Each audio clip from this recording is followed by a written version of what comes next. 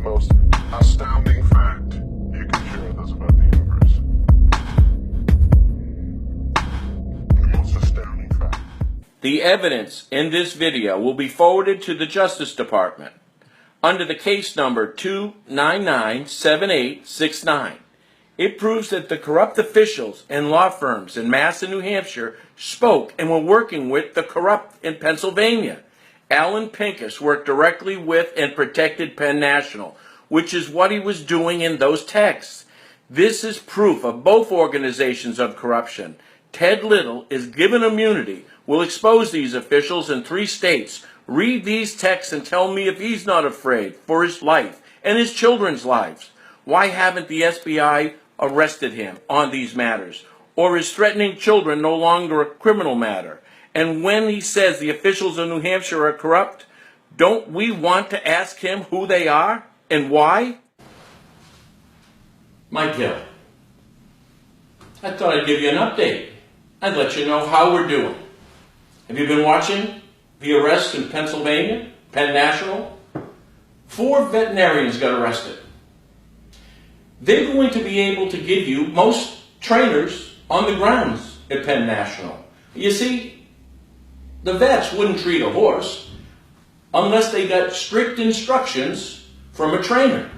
So whatever illegalities they performed by the instructions of the trainer, which might speak to the fact that they sent out 35 target letters, meaning the FBI. Now, how many trainers do you think are on that list? Quite a bit. But I also hear they're jockeys. You know, the same jockeys that I pointed to, right, Willie? Exactly. The same ones that I said were pulling horses. The same ones that went on strike.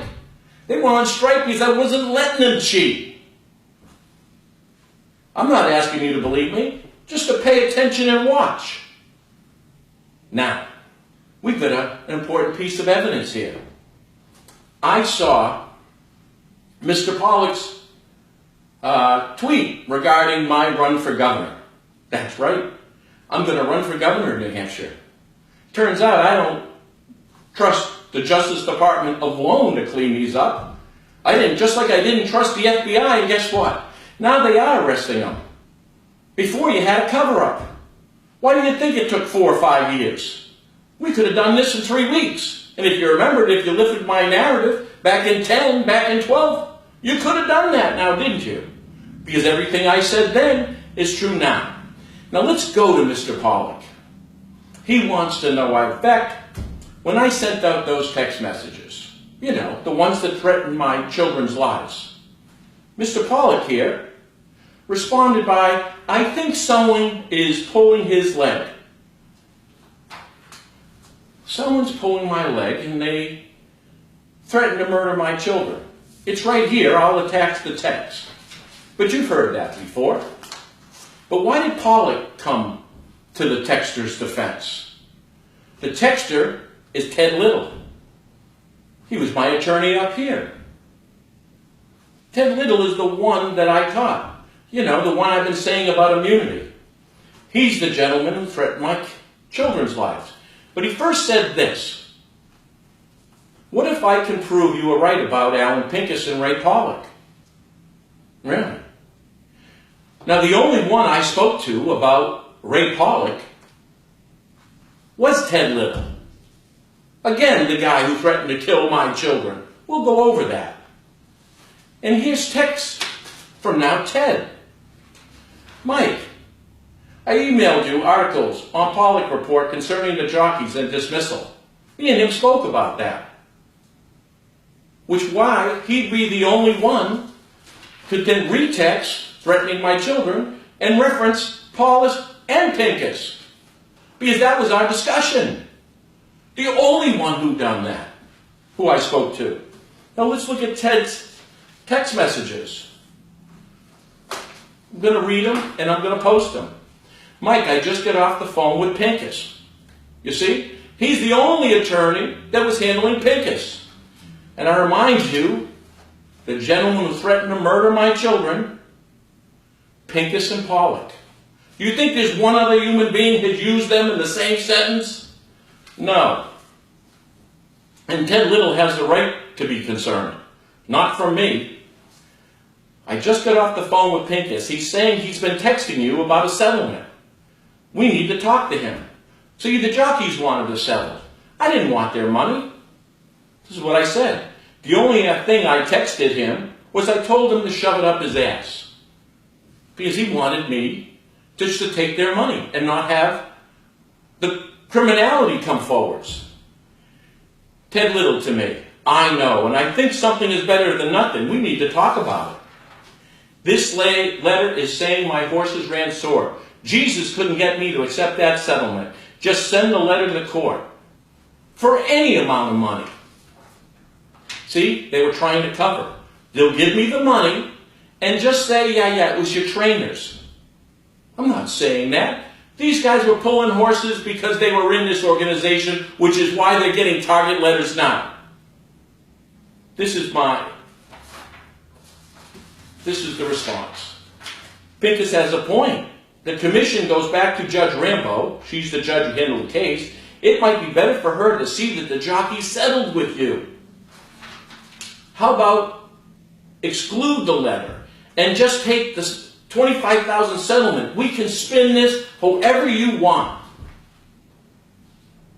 Well, if the commission goes back to Rambo, if she has our letter, how does this hurt us? I would rather her think we stood on principle and not sold out. That was my responses. See, I didn't take their money and I didn't shut up.